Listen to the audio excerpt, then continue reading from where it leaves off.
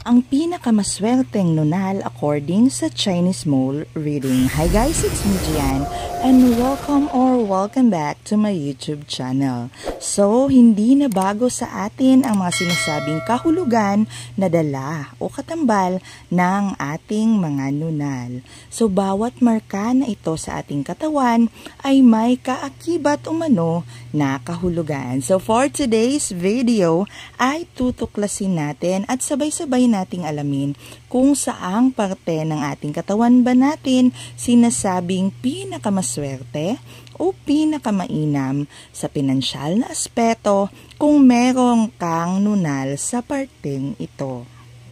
And yes, according to Chinese mole reading, mas mataas ang swerteng dala at positive energy na dala ng isang nunal kung ito ay buhay. Meaning maumbok, may dark color, o di kaya ay may buhok. Meaning, the clearer the mole in the lucky areas of our body, kung saan ito naroroon, ay mas maganda. For many years, Chinese mole reading is used to predict and determine one's character and fortune.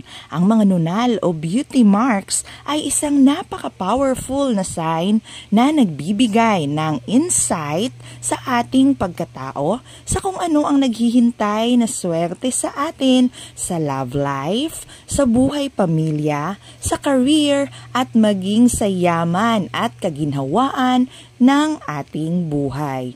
At this point, check nyo na ang inyong mukha o katawan kung saan nga ba kayo merong nunal upang magkaroon naman kayo ng idea kung ano nga ba o ano kaya ang ibig sabihin at ano ang swerteng dala nito sa inyong buhay. Sa kabuuan, ang sinasabing pinakamaswerteng mga nunal according to Chinese ay ang mga nunal na mabuhok, buhay na buhay, dark in color, at nakatago.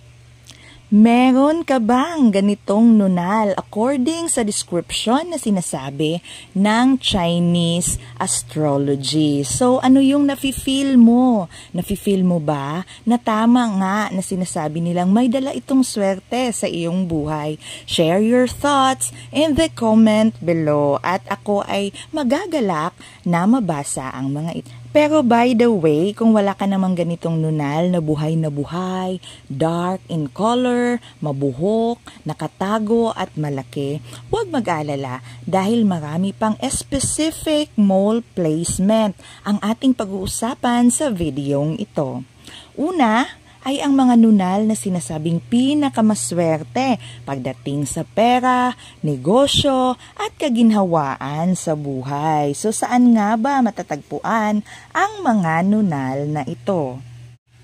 Ayon sa traditional Chinese mole reading, kung ikaw ay may klarong nunal sa iyong kanang talukap ng iyong mata o right eyelid, hindi ibig sabihin na may kapangyarihan kang makakita ng mga engkanto. According sa Chinese astrology at Chinese mole reading experts, it means na lapitin ka ng swerte kung ikaw ay merong negosyo at ikaw ay isang magaling na maghawak ng pera. You will have a much clearer and successful career at sa kabuuan ay mataas ang chance mo ng pagyaman. Dahil those mole na makikita sa right eyelid ay isa sa placement ng nunal na nangangahulugan ng prosperity at wealth according sa mga eksperto sa nunal at Chinese mole experts.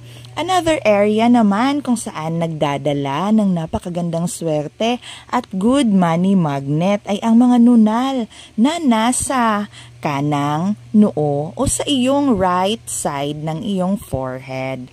Sa kanang parte ng noo, meron ka bang nunal sa bahaging ito?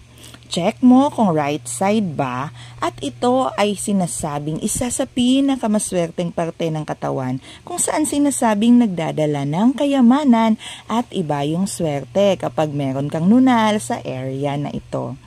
Iba pang maswerteng nunal na sinasabi ng mga Chinese ay ang mga nunal na nakatago sa ating hairlines kagaya ng meron sa ating ulo na natatabunan ng buhok at ng mga nasa eyebrows. Also, moles that are hidden like yung mga makikita sa loob ng tenga, sa ating pusod at iba pang area ng ating katawan na hindi nakadisplay also brings good luck according sa kanila. Ano naman ang ibig sabihin ng mapulang nunal?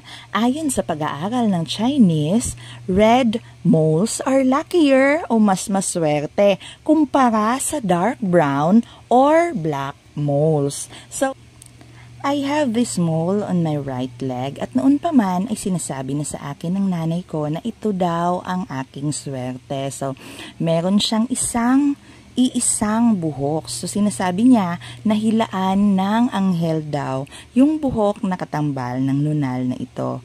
May nunal din ako sa ulo na dati napagkakamalang kuto dahil dark at buhay na buhay.